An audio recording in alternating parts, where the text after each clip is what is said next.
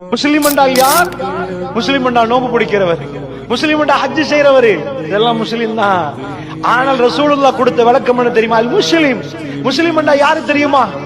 பிற முஸ்லிம் தன்னுடைய நாவால் பிற முஸ்லிம்கள் பாதுகாக்கப்படுகிறார்களோ, எவருடைய கரங்களால் பிற முஸ்லிம்கள் பாதுகாக்கப்படுகிறார்கள், அவர் முஸ்லிம் என்றாங்க. முஸ்லிமுக்குரிய டெபினேஷன் என்ன தெரியுமா? இவருடைய அன்பு சகோதரர் பாதுகாக்கப்படணும். தெரியாத விஷயத்தில் அவர் விஷயத்தில் கொண்டு போய் நடு சந்தியில் அவரை சீரழிக்க கூடாது. தெரியல இறைவா, அது நடந்திருக்குமா எனக்கு புரியல, நான் அவரை பத்தி தப்பா நினைக்கல, என் கல்வில அந்த ஏண்டா நீங்க என்ன அபாயா கொடுக்குறீங்கன்னு மறுமையில வராது, நீங்க என்ன ஹேண்ட்பேக் போட்டீங்கன்னு வராது, உங்க பக்கத்து வீட்டரை பத்தி என்ன சிந்திச்சீங்கன்னு வரும். அது நடக்காத ஒன்றை நீங்க ஏன் பேசுறீங்கன்னு வரும்.